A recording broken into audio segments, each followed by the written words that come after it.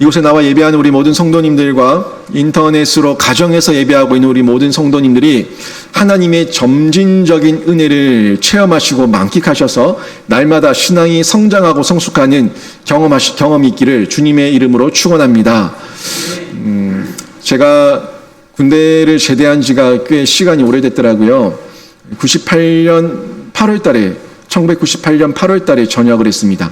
1996년 4월 달에 입대를 해서 1998년 6월 달에 전역을 했는데, 군에 있을 때를 곰곰이 생각해 보니까, 시간이 많이 지나서인지 군가도 잘 생각이 안 나고, 군번은 생각이 나는데, 총번도 생각이 안 나고, 다 잊혀졌더라고요.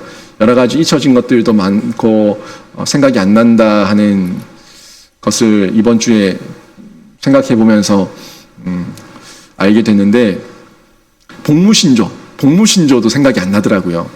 매일 밤마다 복무신조 하면서 외웠던 그 복무신조도 생각이 안 나고, 생각이 안 나더라고요. 제가 군에 있을 때 즐거웠던 시간들을 한번 쭉 떠올려 봤는데, 그 즐거웠던 시간들 중에 식사 시간이 참 즐거웠어요. 군인들도 식사 시간을 늘 기다립니다. 이제 고참이 되고 어느 정도 선임이 되게 되면은 내무막사 그 내무반 주변과 연병장 주변에 있는 화단들 가운데 상추도 심고 또 고추도 심어놓고 했거든요. 그거는 고참들만 따먹을 수 있어요. 그거를 가기 전에 준비해가지고 딱 따가지고 이제 식당에 가면은 고추장 그 추사병들한테 고추장 갖고 오라 해가지고 고추장에다가 찍어서 고추를 찍어가지고 먹었던 기억이 납니다. 그런 기억이 나는데, 그때 식사를 저희가 열을 맞춰가지고 식당으로 이동해요. 이동하면은 거기서 입장을 해가지고 자리에 앉으면은 4명이 식탁에 둘러앉아야 됩니다. 4명이 다 앉으면 식사를 해요. 4명이 다 앉으면 식사를 하는데, 그 중에 한 명이 선임이 보통 하기도 하고, 선임이 이제 짬이 돼가지고 고참이 돼서 귀찮아하면은 그 밑에 선임이 하기도 하고 하는데, 식사하기 전에 늘 외쳤던 구호가 있습니다. 부모님이 피땀 흘린 세금으로 어떠고 저떠고 하면서 이 식사를 감사히 먹겠다는 내용인데, 다 생각이 안 나요. 다 생각이 안 나고 마지막 구호만 생각이 나요. 한 톨의 밥알도 남기지 않는다. 한 톨의 밥알도 남기지 않는다. 이렇게 하면은 마지막 이 구호는 복창을 하죠. 남기지 않는다. 이렇게 하고는 맛있게 먹겠습니다 하고 막 먹어요. 먹었던 기억이 나는데, 그 한 톨의 밥알도 남기지 않는다 하는 게 생각이 나더라고요. 우리 한국 사회에는 밥 남기는 거에 대해 가지고 좀 예민했습니다. 저도 어릴 때 부모님에게 떠놓은 밥, 내가 손댔던 밥은 무조건 다 먹어야 된다는 그런 교육을 받으면서 컸던 기억이 납니다. 이 한 톨의 밥알도 남기지 않는다. 군에 있을 때 생각이 났던 여러 가지 내용 중에서 식사 시간의 추억이 저한테 어렴풋이 떠올랐었는데, 이 식사 시간의 즐거움이라고 하는 것은 군에 있을 때만이 아니라 이 세상에서, 사회에서 살고 있는 우리 모두에게도 즐거움 아닙니까? 밥 먹는다는 거, 밥을 먹는다는 거, 또 먹을 수 있다는 것은 복 중에, 7복 중에 5복 중에 하나에 들어가고, 먹을 수 있다는 것만으로도 감사하는 시절이 있었던 것을 저희가 잘 알고 있지 않습니까? 그런데 이 먹는다는 것에 대해서 생각을 한번 하면서 전 여러분에게 질문을 한번 던지는데, 여러분, 먹기 위해 사십니까? 살기 위해 먹습니까? 뭐가 먼저입니까? 먹기 위해 삽니까? 살기 위해 먹습니까? 이 모든 부분이 다 필요합니다. 어느 것 하나도 빠뜨릴 수 없는 부분이고, 어느 것 하나도 우리에게 소홀할 수 없는 부분입니다. 먹기 위해서는 살아야 되고, 살기 위해서는 또 먹어야 돼요. 이 모든 부분들이 우리에게 필요한데, 이 내용을 가지고 한번 생각하면서 제가 심리학자 메슬로우의 욕구 위계 이론에 대해서 생각을 하게 됐습니다. 욕구 위계 이론이라는 것이 있는데, 이게 무슨 내용이냐면, 표를 보면 이렇게 정리가 됩니다. 맨 하위에 있는 욕구가 있어요. 생리적인 욕구예요. 식욕이라든지, 우리가 가지고 싶어하는 소유욕이라든지, 또 성욕이라든지 우리 인간이 기본적으로 가지고 있는 생리적인 욕구, 이 생리적인 욕구가 맨 하위에 깔려져 있고 그 다음에 이제 안전에 대한 욕구가 있어요. 그리고 소속과 애정에 대한 욕구, 또 존중에 대한 욕구, 자아 실현에 대한 욕구, 이런 욕구가 점차적으로 점진적으로 상승해 가고 있다는 것을 이 매슬로우의 욕구 이론, 이 욕구 위계 이론을 통해 가지고 우리가 확인할 수가 있었는데 실제로 그렇죠. 사람은 짐승처럼 먹을 것만 준다고 만족하며 사는 존재가 아니에요. 짐승처럼 그냥 먹기만 했다고 해서 만족하는 존재가 아니라 먹고 만족하고 나면 그 다음에 대한 욕구가 또 생긴다는 겁니다. 그 다음 단계, 또 그 다음 단계, 그 다음 단계 계속 생겨나가는 욕구에 대한 이 필요, 갈망이 있는 존재가 사람이라는 것을 저희가 너무나 잘 알고 있죠. 그런데 세상에 과거 역사를 보면은 이 먹는 것 자체가 해결이 안 돼가지고 먹기 위해서 살아야 됐던 때가 있었어요. 먹기 위해서 살아내는, 먹기 위해서 일하고, 먹기 위해서 내가 지금 숨을 쉬고 있는 그런 시절이 있었죠. 그런 시절이 분명히 있었습니다. 먹는 것 자체가 해결이 안 되다 보니까, 먹고 사는 것 자체가 너무 힘들다 보니까 그렇게 힘들게 어렵게 살아야 했던 시절이 분명히 있었습니다. 지금이야 저희들이 먹는 것 때문에 고통당하거나 먹는 것 때문에 힘들어하지 않지만 불과 60년대, 70년대까지만 해도 보릿고개라는 것이 실제 우리 한국에도 존재하고 있었고 그런 어려운 시절이 있었다는 것은 저희 모두가 다 알고 있는 사실입니다. 그때는 정말 먹기 위해서 살았어요. 그런데 이 먹기 위해 살았던 시절 이후에 이제 점점 더 저희가 단계적으로 뭔가 인간의 욕구의 충족을 다른 단계에서, 상위 단계에서 찾게 되는 그런 시절이 다가오게 됐는데 19세기에 산업혁명이 있으면서 이 세상은, 이 세계에는 아주 놀라운 부의 이 축적을 이루게 됩니다. 이 부의 축적을 이루게 되면서 사람들의 생각이 바뀌고 사상이 바뀌고 여러 가지 생활 패턴이 바뀌는 그런 시절이 있었죠. 19세기 때에 이 공리주의라고 하는 것이 등장했던 때가 있습니다. 그때는 벤담이라든지 제임스 밀이라든지 이 존 스튜어트 밀 이런 사람들이 대표적으로 공리주의를 주장했던 사람들인데 이 공리주의는 그 유용성입니다. 효율성입니다. 효용성입니다. 유틸리티예요.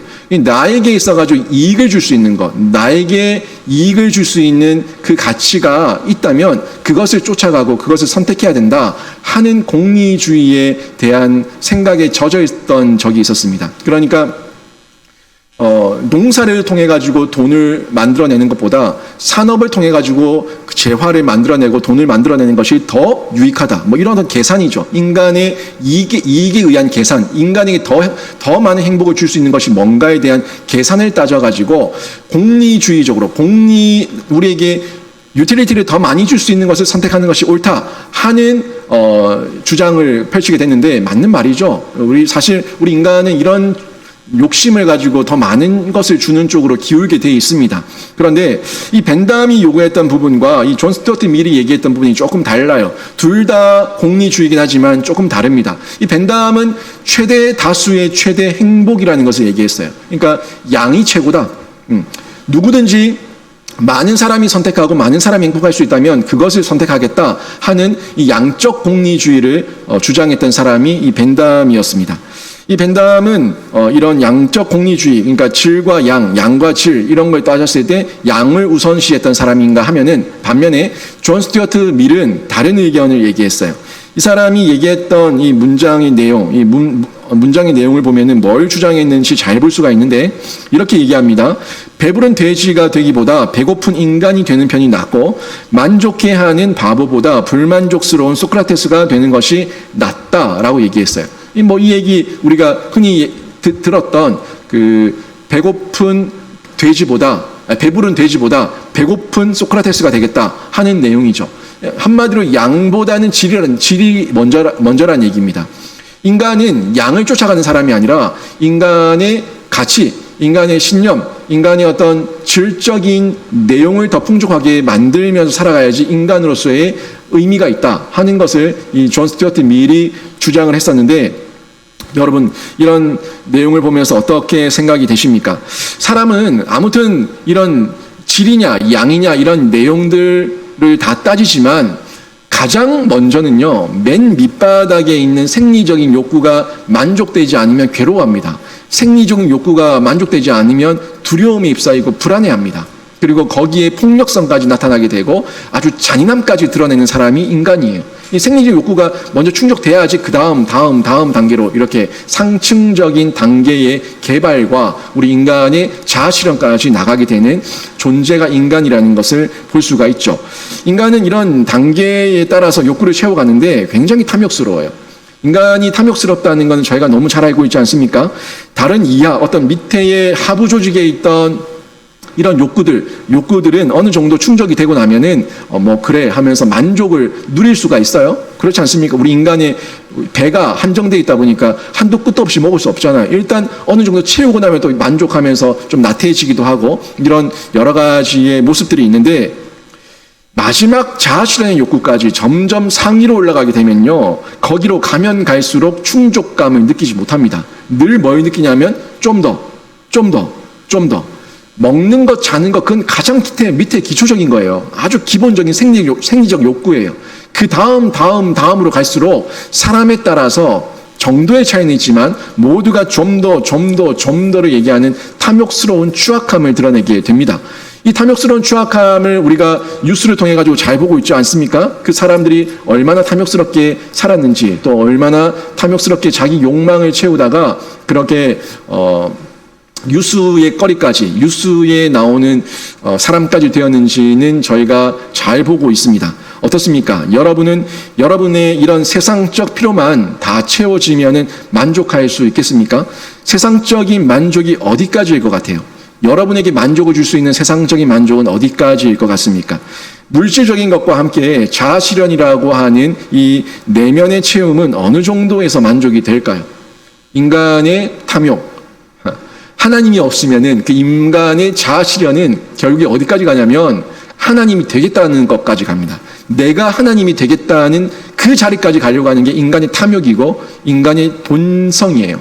죄의 본성이라고요. 이런 고민을 두고 완전한 사람으로 오셨던 예수님께서 사탄의 시험을 물리치실 때 하셨던 말씀을 한번 보자고요. 사탄은 예수님에게 이 모든 욕구를 다 채워주겠다고 유혹합니다.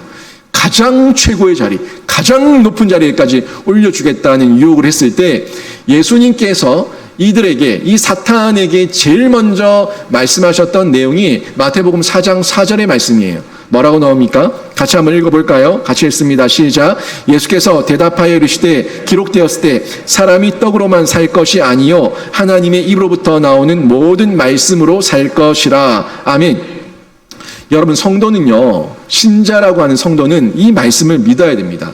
이 말씀을 붙들면서 신앙으로 내 삶을 재조명해야지 내가 어떤 가치를 가지고 내가 어떤 목적과 정체성을 가지고 살아가야 되는지에 대해서 명확하고 분명하게 알 수가 있습니다. 이게 없으면 떡을 쫓아가는 거예요. 이게 없으면 세상의 화려함을 쫓아가는 거예요. 그게 무너질 성인지도 모른 채 거기를 가는 거예요.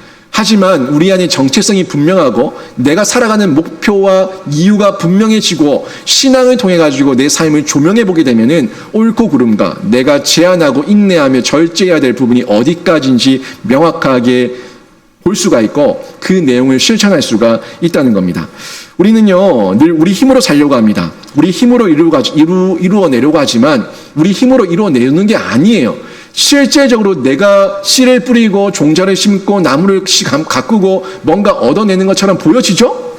그런데 여러분, 그 해와 달과 별과 모든 바람과 비와 구름과 자연의 조화, 이 모든 것은 하나님의 일반 은총이에요. 일반 섭리를 통해 가지고 우리에게 주어진 하나님의 섭리고 은혜고 하나님의 역사입니다. 그런데 이걸 우리가 모르고 내 힘으로 했다고 착각을 하게 되죠. 아닙니다. 내 힘이 아니에요. 내 힘이 아니라 하나님께서 채우실 만한 자에게 채워주시면 채워지는 거예요. 하나님께서 채우실 만한 자를 선택하셔가지고 채워주시겠다고 결정하시고 채우시면 채워지는 거라니까요. 이 모든 게 하나님의 계획과 하나님의 섭리 아래에 있다는 것을 우리가 발견하고 그 앞에서 겸손하게 될 때에 정말 우리가 하나님 앞에서 하나님 안에서 하나님만 붙들면서 살아야겠다는 확고한 결단을 더욱더 구체적으로 가질 수가 있다는 겁니다. 여러분 룻기를 보면서 뭘 느끼고 있습니까? 룻기의 이 나오미와 룻이라고 하는 여인이 모압 땅에서 이 베들레헴 땅으로 돌아왔어요. 모압 땅에서 베들레헴으로 돌아올 때 이 사람들이 이 나오미와 룻이 기대했던 건 뭡니까? 배부름이에요. 배부름. 거기에 먹고 살 게 없으니까 굶어 죽겠으니까 배고파서 왔어요. 배고파서 베들레헴 땅으로 왔다고요. 그런데 그 사람이 배고파서 배를 채우기 위해서 왔지만 하나님은 그 이상의 것을 준비하고 있습니다. 하나님께서는 우리에게 배고픔의 체험이 필요하다는 거 알고 있어요. 배고픔의 체험 그 이상의 은혜를 준비하는 분이 우리 하나님이신 줄로 믿습니다. 우리 하나님께서 그 내용을 지금 이 룻기를 통해서 보여주고 있는 거 아닙니까? 생리적인 욕구를 뛰어넘어가지고 하나님의 사명과 하나님의 역사를 이어갈 수 있는 가문을 준비하고 있었다고요. 하나님의 역사의 계보를 이어갈 가문을 준비하고 있는 하나님의 은혜와 섭리가 룻기를 통해서 보여주고 있는데 그 내용에 한번 집중해서 여러분이 보시기를 바랍니다. 여러분 이 사명과 이 하나님의 역사를 열어가실 때 하나님께서 이 보아스라고 하는 한 인물을 등장시켜가지고 보아스를 통해서 진정성 있는 은혜를 보여주십니다. 진정성 있는 은혜를 보여주시고 있어요. 이 보아스는 실제적인 필요를 다 채워줍니다. 룻에게 나오미에게 정말 필요했던 건 배고픈 거 아니었어요? 그 실제적인 필요, 지금 당장의 필요, 그리고 기업 물을 필요까지 모든 실제적인 필요를 다 채워주는 인물이 보아스로 등장하고 있는데 보아스가 가식적이지 않았어요. 진정성 있는 모습으로 베풀고 은혜를 흘려보내고 있다는 것을 확인할 수가 있습니다. 텅 빈 나오미를 룻이라는 며느리를 통해 가지고 하나님께서 헷세드의 그림자를 보여주셨다면 이제는 룻이 통로가 되었어요. 하나님으로부터 은혜를 받아 누리는 헷세드를 받아 누리는 통로가 되었는데 그 하나님의 햇빛, 하나님 헷세드의 햇빛이 보아스라고 하는 인물을 통해 가지고 실제적으로 보여지게 되는 거예요. 하나님의 섭리가 보아스라고 하는 인물을 통해 가지고 실제적으로 보여지게 되는데 이것을 룻도 누리게 되고 나오미도 누리게 되면서 실제적으로 체험하는 역사로 나타나게 되죠. 그래서 이 보아스의 등장은 룻과 나오미에게는 실제적인 체험의 시작입니다. 체험의 시작이에요. 14절 말씀만 보십시오. 14절 말씀을 보시면 이런 말씀이 나옵니다. 식사할 때에 보아스가 룻에게 이르되 이리로 와서 떡을 먹으며 내 떡 조각을 초에 찍으라 하므로 룻이 곡식 빼는 자 곁에 앉으니 그가 볶은 곡식을 주매 룻이 배불리 먹고 남았더라. 아멘. 여러분 이 내용 한번 보시면서 뭘 느끼십니까? 식사 자리가 펼쳐졌어요. 식사 자리가 펼쳐졌는데 이 식사 자리가 누구의 식사 자리입니까? 누구의 식사 자리예요? 일꾼들의 식사 자리예요. 그 밭에서 일하고 있었던 사람들의 일꾼들의 식사 자리였는데 밭에서 이삭을 줍는 사람들을 위한 식사가 지금 펼쳐지고 있는데 룻은 일꾼들이 다 식사하러 간 이후에도 밭에 계속 남아가지고 일을 하고 있었을 겁니다. 자기가 갈 자리가 아니니까, 자기가 낄 자리가 아니니까, 나는 초청받은 사람도 아니고 나는 당연히 낄 자리가 아니니까 일꾼들이 다 떠나고 난 다음에 그 밭에서 여기저기를 헤매면서 계속 이삭을 줍고 있었을 거예요. 농부들이, 일꾼들이, 추수꾼들이 추수를 하면서 이 곡식단을 쥐고 갑니다. 쥐고 가면서 베면서 떨어지는 것도 있고 이걸 모아가지고 가지고 가면서 떨어지는 것도 있고 그 떨어진 것을 줍는 사람이 이 이삭 줍는 사람들, 집시들 아닙니까? 그런데 이 사람들이 다 이제 식사하러 갔으니까 룻은 할 게 없어요. 할 게 없는데 그냥 그렇다고 할 게 없다고 저기 가가지고 같이 식사를 할 수도 없으니까 여기저기 기웃거리면서 혹시라도 볕단 한 개 더 떨어진 것이 있는가 지금 살피고 있는 그런 상황 가운데 있었다는 거죠. 룻이라고 배가 고프지 않았겠어요? 룻도 배가 상당히 고팠을 거예요. 아침부터 일찍 나와가지고 계속해서 종일토록 일을 했는데 사람들은 다 가서 밥을 먹고 있지만 자기는 낄 자리가 아니니까 밭 주변을 지금 맴돌면서 방황하고 있는데 어떤 생각이 들었을까요? 나도 먹고 싶다. 나도 배고프다. 너무 배고프다. 나도 먹고 싶다. 이런 마음 들지 않았겠습니까? 사람이니까 생리적인 욕구, 배에서 꼬로록 꼬로록 소리 나는 이 소리를 들으면서 나도 먹고 싶다. 나도 배고프다 하는 생각하지 않았겠어요? 이런 마음을 가지고 있었을 겁니다. 지금 룻에게 가장 필요한 게 뭐겠어요? 하나님께서 앞으로 베풀어 주실 하나님의 위로와 격려, 필요, 하나님의 기업 무르는 것, 뭐 여러 가지들도 다 있겠지만 지금 당장 룻에게 필요한 것은 밥이에요. 지금 실제적으로 당장 룻에게 필요한 건 밥이라고요. 한 톨의 밥알, 그 한 톨의 밥알을 얻기 위해 가지고 지금 이삭을 죽고 있는데 사람들은 모두 가서 밥을 먹고 있는데 밥을 얻어먹을 수도 없고 이러지도 저러지도 못한 채 그 곁에서 맴돌고 있었던 이 룻에게는 나도 먹고 싶다. 이게 가장 실제적인 필요였다는 겁니다. 그렇게 여기저기 밭을 헤매면서 이삭을 죽고 있던 룻에게 보아스의 목소리가 들려와요. 보아스가 부릅니다. 이리로 와서 떡을 먹으며 내 떡 조각을 초에 찍으라. 이렇게 룻에게 초청하는 메시지가 들려온 겁니다. 여러분, 보아스가 지금 룻을 초청하는 것은 엄청난 사건이에요. 여러분 봤을 때 보아스가 룻을 초청한 이유가 있습니까? 룻을 초청한 이유가 전혀 없어요. 보아스는 갑이에요. 그 밭의 갑이라고요. 그 밭의 주인이에요. 그런데 이 룻은 거기서 아무것도 아닌 을입니다. 나가라면 나가야 되고 오지 말라면 오지 말아야 되고 당신 누구냐고 면박 주면 면박 당해야 되는 거예요. 아무것도 할 수가 없는 사람이 룻이고 이 밭의 갑이었던 보아스는 철저하게 룻은 보아스에게 아무런 의미가 없는 존재였다는 겁니다. 전혀 생각하지도 못했던 이런 을이었던 룻에게 갑자기 헤세드가 부어지는 거예요.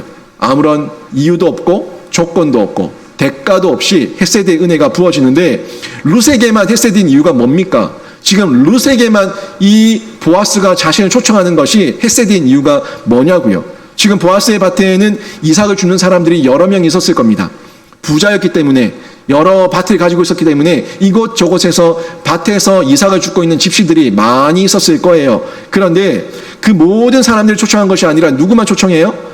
룻만 초청하고 있다니까요. 룻만 초청해서 룻에게 떡을 주는 거예요. 그리고 먹을 것을 주는 거예요. 이 모든 것이 룻에게만 세심하게 베풀고 있는 은혜고 하나님의 섭리고 하나님의 역사였다는 것을 저희가 확인할 수가 있습니다. 또 보아스가 이렇게 룻에게 은혜를 베푸는데 세심한 선대를 베풀고 있어요. 아주 세밀하게 아주 작은 것 하나까지도 구체적으로 은혜를 베풀고 있는 선대의 모습을 확인할 수가 있습니다. 이 선대를 한번 보십시오. 식사 자리에 불청객이 된 룻에 대한 배려가 너무나 잘 보여지고 있는데 룻이 얼마나 불편했겠어요. 주인이 불렀어요. 이리 와서 떡을 먹으라고 했지만 그 자리에 가가지고 떡을 먹는 것 자체가 룻이라고 하는 이 이삭 줍는 여인에게는 굉장히 큰 부담이었다는 거죠. 기쁘죠. 불러주니까 기쁘고 감사하지만 한편으로는 어떤 마음이 들겠어요? 다른 사람들한테, 일꾼들한테 미안한 마음 안 들겠어요? 자기가 불청객이 된 듯한 그런 마음이 들지 않겠습니까? 미안하고 눈치가 많이 보였을 겁니다. 그런데 14절 말씀 봅니다. 14절 말씀 중앙을 보니까 룻이 곡식 베는 자 곁에 앉았다고 얘기하고 있어요. 보아스는 룻을 이삭 줍는 거지 중에 한 명으로 취급하지 않고요. 한 명의 인격으로 존중하고 있다는 것을 여기서 볼 수가 있어요. 그 이삭을 곡식을 베는 사람들 그 곁에 바로 곁에 앉았다고요. 그러니까 우리가 둘러가지고 밥을 먹고 있는데 야 너는 저기 가서 밥 먹어 이게 아니라 그 사람들 곁에 자리를 만들어가지고 앉혔다는 겁니다. 이게 놀라운 배려 아닙니까? 이삭 줍는 여인이라고 밥상에서 떨어진 부스러기를 주는 것이 아니라 자신의 일꾼들과 함께 자신과 함께한 자리에 동석해서 함께 먹을 수 있도록 배려했다는 것, 이것 자체가 놀라운 배려고 선대였다는 겁니다. 14절 말씀 하반절 한번 볼까요? 14절 하반절에 보니까 그가 누구예요? 보아스예요. 보아스가 볶은 곡식을 주매 룻이 배불리 먹고 남았더라 라고 얘기하고 있는데 보아스가 룻에게 직접 전해주는 거예요. 직접 전해주는데 그것도 얼만큼 줍니까? 넉넉하게 주는 거예요. 얼마나 넉넉하게 줬는지 나중에는 룻이 그거 남은 걸 싸가지고 가가지고 자기 어머니였던 나오미에게 나눠줄 수 있을 정도로 그렇게 많은 양을 넉넉하게 줬다는 것을 확인할 수가 있습니다. 이방 여인이에요. 아무것도 아니에요. 집시예요. 이삭 주는 여인이에요. 자기랑 아무런 상관이 없어요. 그런 여인에게, 그런 룻에게 이런 은혜와 배려를 베풀고 있다는 것 자체가 놀라운 일이고 사건이었다는 것을 저희가 확인할 수가 있는 거죠. 여러분, 이것이 헤세드 아닙니까? 이게 하나님 헤세드예요. 저와 하나님 간에, 우리와 하나님과의 어떤 이해관계가 있습니까? 하나님께서 우리에게 은혜를 베풀어야 될 이유가 뭐가 있습니까? 아무런 이유가 없어요. 아무런 이해관계도 없습니다. 아무런 대가 지불도 없습니다. 그런데 아무 조건 없이 먼저 하나님이 찾아와 주셨어요. 그리고 먼저 하나님이 우리를 사랑해 주셨고 우리에게 하나님의 헷세들을 보여주셔가지고 이 은혜를 흘려보내고 있는데, 룻도 마찬가지 아닙니까? 룻이 보아스를 알았어요. 보아스가 찾아왔어요. 보아스가 룻을 눈여겨봤어요. 보아스가 룻에게 은혜를 베풀고 있어요. 아무런 한 것도 없는 룻에게 하나님께서 거저 은혜를 베풀고 있다는 것을 확인할 수가 있습니다. 이사야서 55장 1절 말씀을 보면 이런 말씀이 나옵니다. 이사야서 55장 1절 말씀 같이 한번 읽어보겠습니다. 같이 읽습니다. 시작. 너희 목마른 자들아 물로 나오라. 돈 없는 자도 오라. 너희는 와서 사 먹되 돈 없이 값 없이 와서 포도주와 젖을 사라. 아멘. 보세요. 이게 은혜 아닙니까? 목마른 자들아 오라. 물로 나오라. 돈 없는 자도 오라. 너희는 와서 사 먹되 돈 없이 값 없이 포도주를 젖을 사라고 얘기하고 있습니다. 돈 없는 자도 오랍니다. 그런데 돈 없이 값 없이 사라고 얘기합니다. 이게 하나님의 은혜예요. 우리는 아무것도 없지만, 돈도 없고 가진 것도 없고 아무것도 없지만 사 먹는 거예요. 누구의 은혜로? 하나님의 은혜로, 하나님의 능력으로 우리가 사 먹는 거예요. 룻이 일을 했어요. 그런데 일한 것이 아니라 하나님의 은혜로 얻은 거예요. 일하고 있었긴 했지만, 우리가 뭔가 하고 있는 것처럼 보여졌지만, 룻이 하고 있는 것처럼 보여졌지만 룻이 잘해서 얻은 것이 아니라 하나님의 은혜로 얻은 거라고요. 우리가 사 먹는 것처럼 보여지지만 우리가 사 먹는 것이 아니라 돈도 없이 값도 없이 하나님의 은혜로 우리에게 그 모든 헷세드가 주어지는 줄로 믿습니다. 이게 역사고 하나님의 능력이에요. 하나님께서 이 헷세드를 베푸실 때 어떻게 베푸시는지 잘 보세요. 헷세드를 베푸는 흐름을 보시라고요.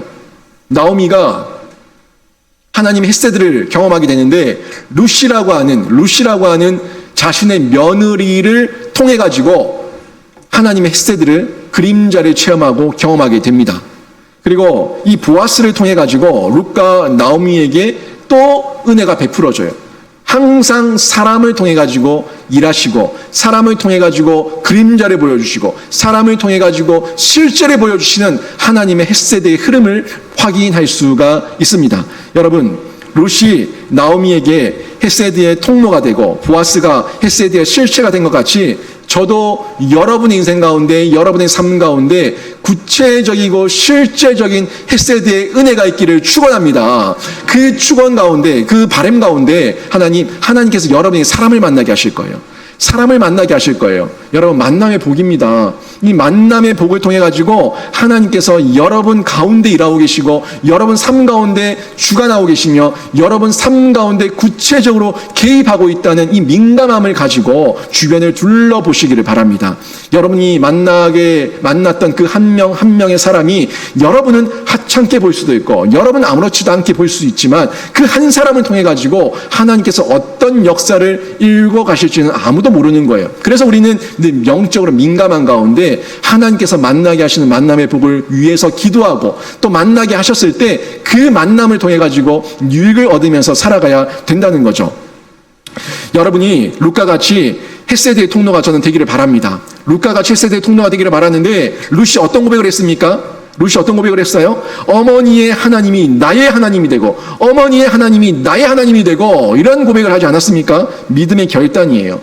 룻이 믿음의 결단으로 하나님을 붙들면서 헷세드의 그림자가 되고 헷세드의 통로가 되었던 것처럼, 여러분이 이 하나님을 경험하시는데, 헷세드를 경험하시는데 믿음으로, 신앙으로 헷세드를 만끽하시고, 또 여러분만 누리고 끝나는 것이 아니라 여러분이 받은 그 헷세드의 은혜가 이웃과 주변 가운데, 지인들 가운데, 가족들 가운데 흘러가는 역사가 일어나기를 주님의 이름으로 축원합니다. 이렇게 흘러갈 때, 사랑이 흘러가고 헷세드가 흘러갈 때, 그때 여러분 인색하지 않아요. 율법의 규정을 초월할 만큼 배려와 나눔이 넉넉하게 이루어지는 것을 우리가 볼 수가 있습니다. 15절부터 16절 말씀을 볼까요? 15절부터 16절을 보니까 이런 말씀이 나오죠. 룻이 이삭을 주우러 일어날 때에 보아스가 자기 소년들에게 명령하여 이르되 그에게 곡식단 사이에서 죽게 하고 책망하지 말며 또 그를 위하여 곡식 다발에서 조금씩 뽑아 버려서 그에게 죽게 하고 꾸짖지 말라 하니라. 아멘. 지금 보아스가 명령하고 있습니다. 의도적이에요. 의도적으로 명령하고 있는데 여기서 보아스의 진정성을 볼 수가 있어요. 보아스가 사람들 보이는 자리에서 룻을 불러가지고 룻에게 이웃에게 어떤 사랑을 베푸는 것처럼 생색내는 껍데기가 아니었다는 것이 지금 보아스가 소년에게 명령하는 내용을 통해 가지고 진정성 있는 진심이었다는 것을 우리가 확인할 수가 있죠. 잘 보세요. 룻이 지금 이삭을 주우러 일어납니다. 일어나서 가요. 일어날 때에 그때 이 보아스가 자기 소년들에게 명령하고 있어요. 뭐라고 명령합니까? 이 곡식단에서 조금씩 뽑아가지고 버리라고 얘기하는 겁니다. 이 보아스는 룻이 식사 자리에서 일어나서 밭으로 가기를 기다렸던 거예요. 룻이 다 있는 자리에 사람들이 다 있고 룻이 있는 자리에서 야, 너 곡식단에서 좀 뽑아가지고 좀 버려. 얘가 좀 주워가게. 이렇게 얘기하면은 혹시라도 룻이 마음이 상할까봐 룻이 일어나서 가기를 기다렸던 거예요. 얼마나 세심한 배려입니까? 이렇게 가고 난 다음에 룻이 눈치채지 못하도록 배려하고 난 다음에 그 곡식단에서 뽑아가지고 버리라고 얘기를 하고 있는 걸 볼 수가 있죠. 이 배려는 율법에서 얘기하고 있는 배려를 초월하는 겁니다. 한마디로 하나님께서 율법을 주셨던 이유는 율법의 명령을 그대로 지키라는 것이 아니라 그 정신을 알라는 거거든요. 너희 인간이 얼마나 탐욕스럽고 나쁜지 범죄에 빠져 있는지 내가 알기 때문에 너희가 이 규정만큼은 넘지 마라 이거예요. 요거는 무조건 하라는 거예요. 이거 이상으로 하라는 게 율법이에요. 실제로는. 그런데 사람들은 그 율법만큼만 하려고 하잖아요. 왜요? 아까우니까.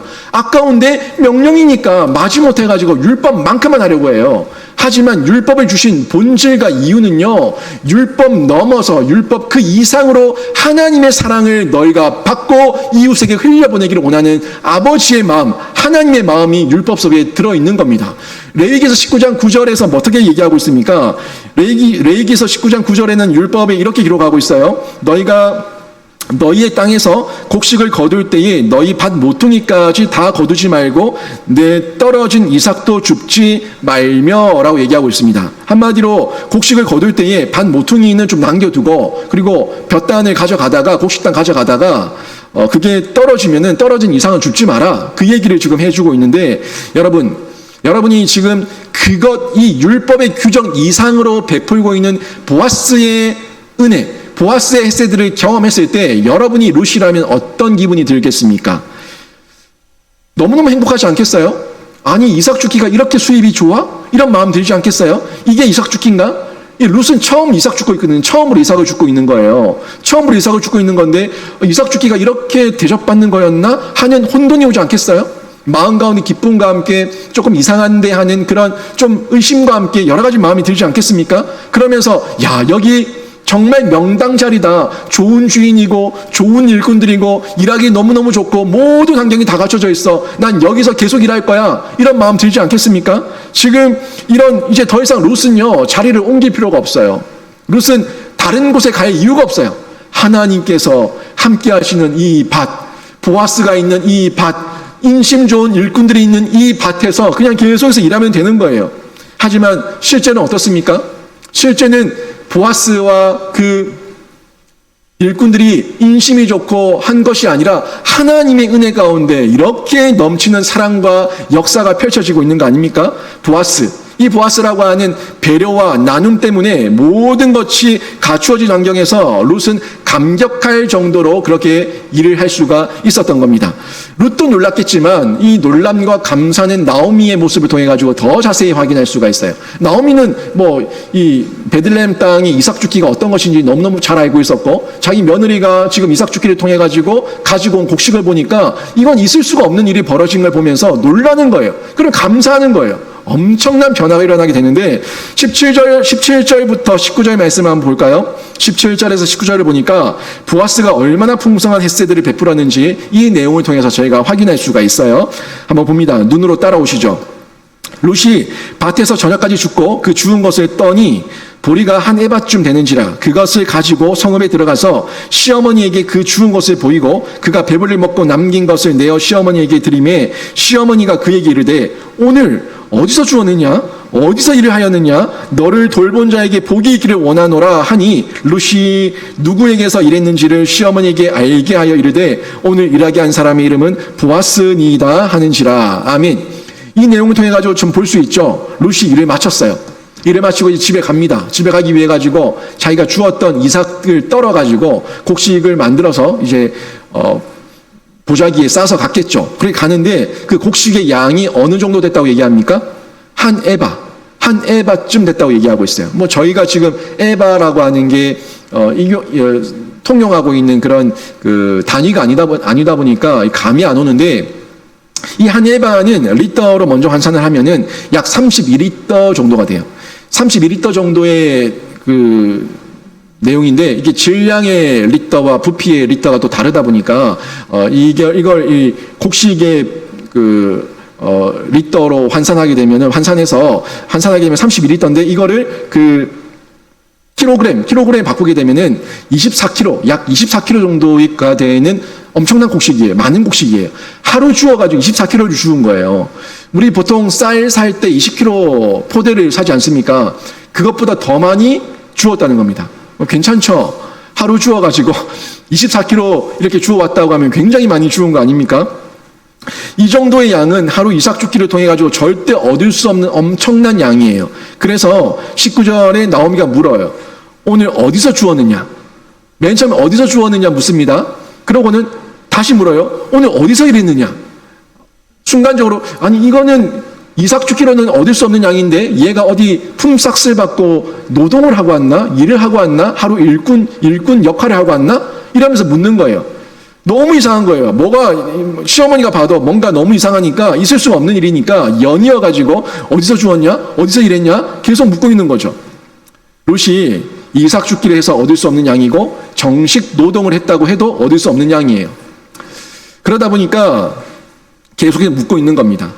사실 두 명의 가족이 24kg를 가지고 하루 세 끼를 밥에서 먹는다고 해도 충분히 먹을 수 있는 양입니다. 하루 주워가지고 한 달을 먹을 수 있는 양의 곡식을 가지고 왔다는 것 자체가 이 나오미에게는 놀라운 일이기 때문에 이 사건 가운데, 이 상황 가운데 나오미가 감동을 하는 거예요. 그리고 룻의 대답도 듣기 전에 19절에서 이렇게 얘기하죠. 너를 돌본 자에게 복이 있기를 원하노라 하면서 축복합니다.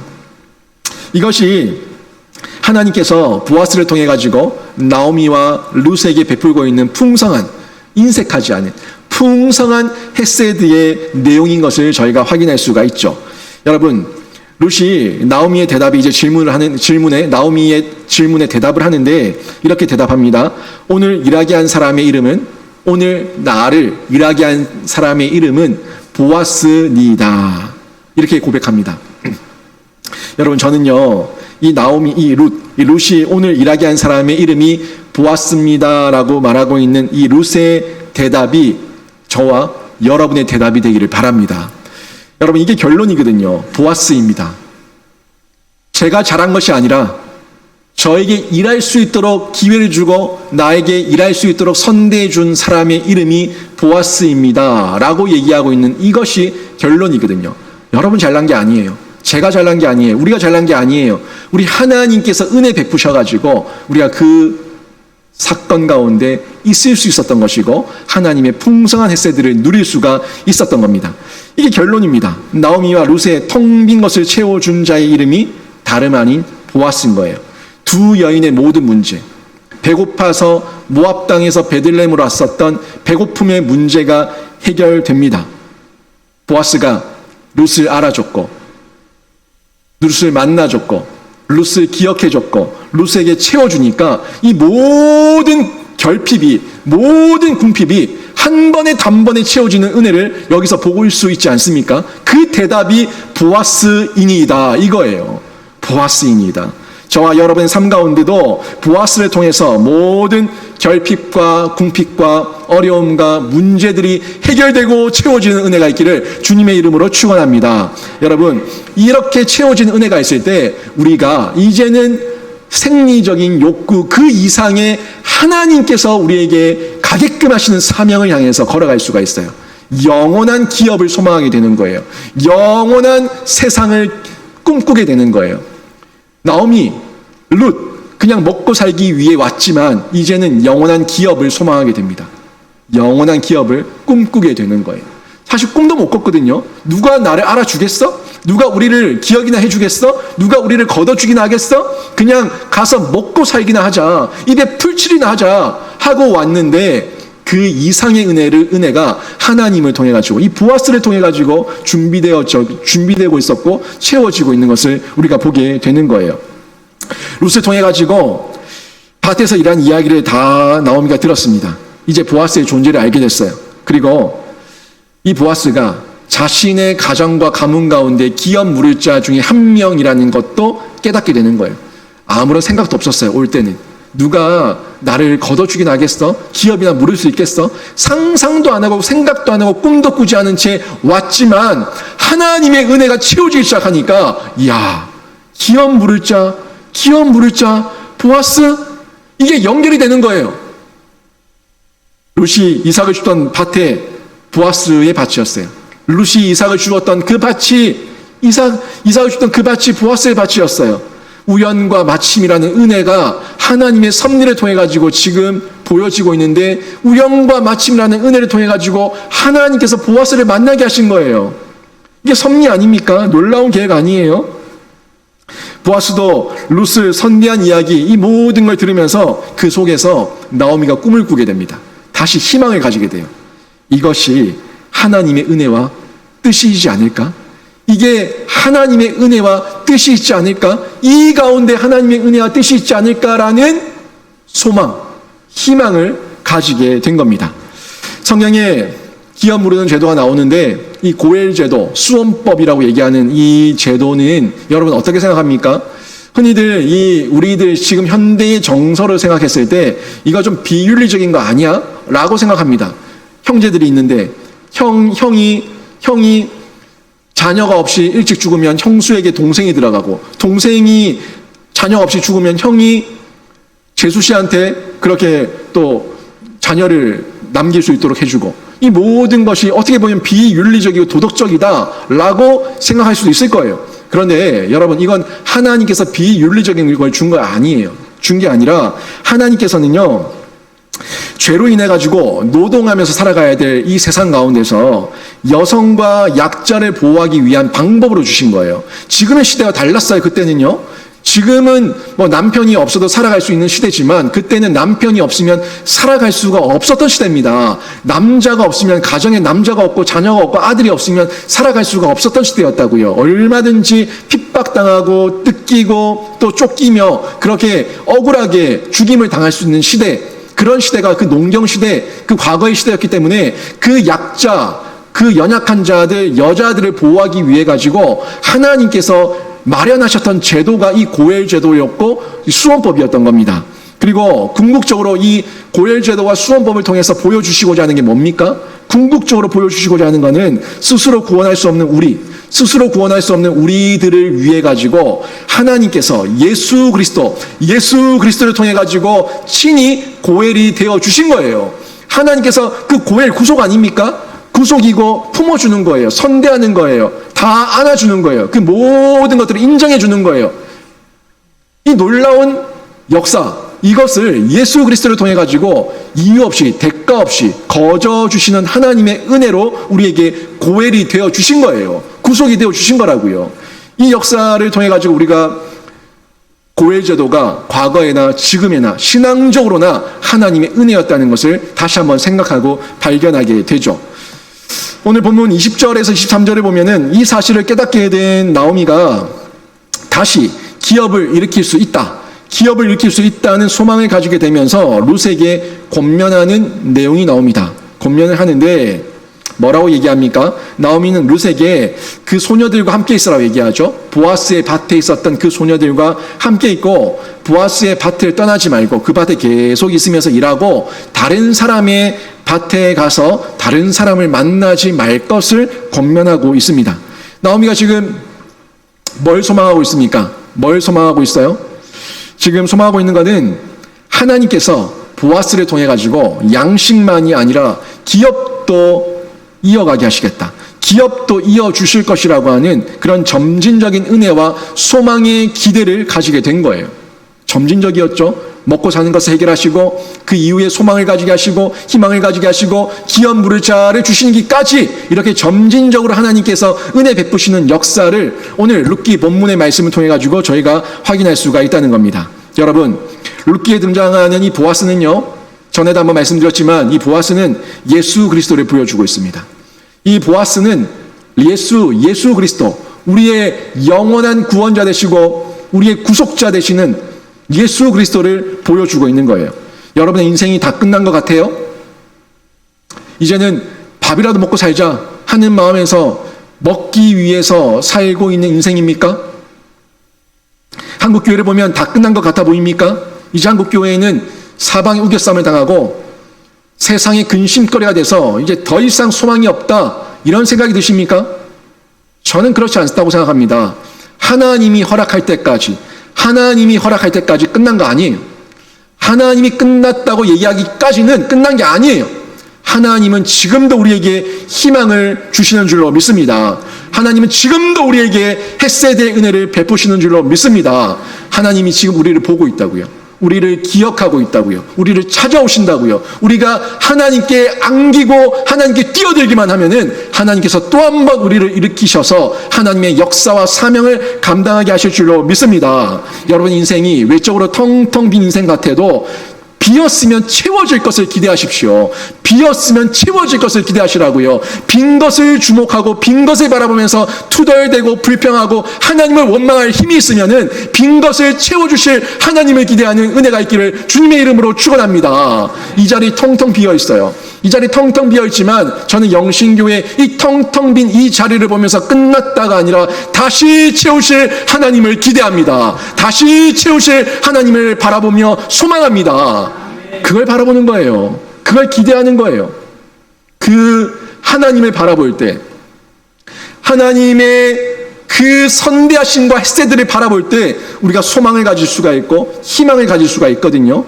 여러분의 찢기고 갈기갈기 망가진 그 현장, 내 모습을 보지 마시고 위를 바라보시면서 하나님 앞에 더욱더 뛰어드는 은혜가 있기를 바랍니다.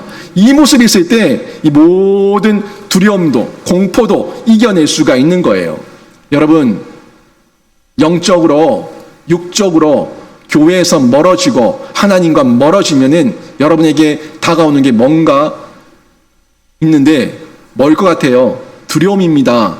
공포예요. 걱정이에요. 염려예요. 죄책감이에요. 거기에 휩싸이지 마십시오. 지금 이 비대면 예배에 정상적인 예배 아닌 거 알지 않습니까?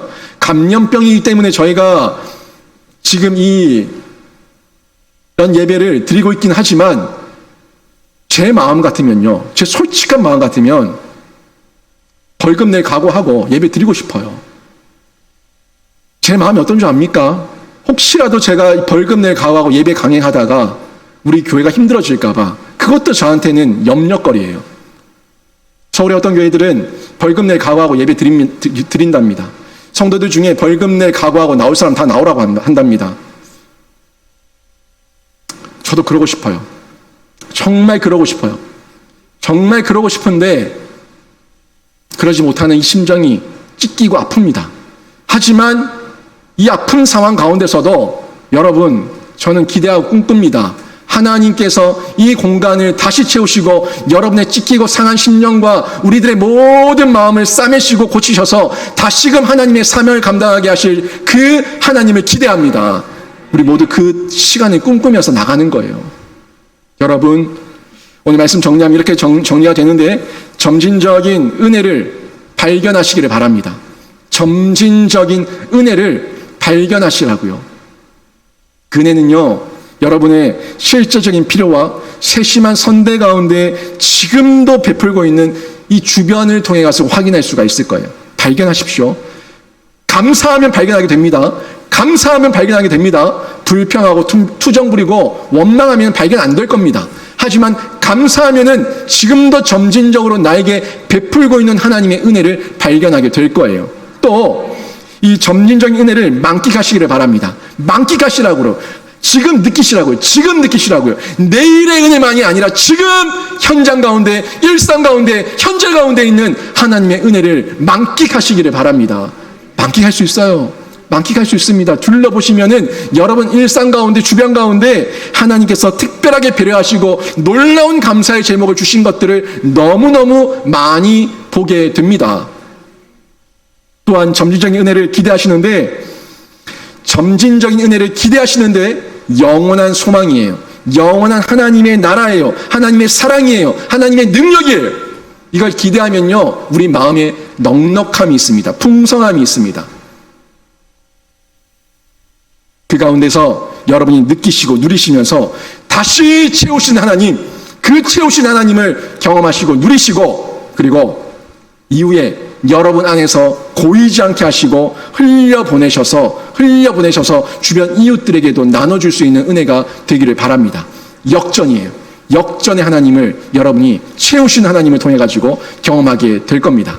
여러분, 이 사실을 기억하시고 소망 없는 땅에 산 소망 되시는 우리 주님께서 여러분의 모든 삶 가운데 친히 찾아오셔가지고 깨우시고 채우시는 능력을 체험하게 되는 그런 놀라운 변화, 놀라운 경험이 있기를 주님의 이름으로 축원합니다. 아멘.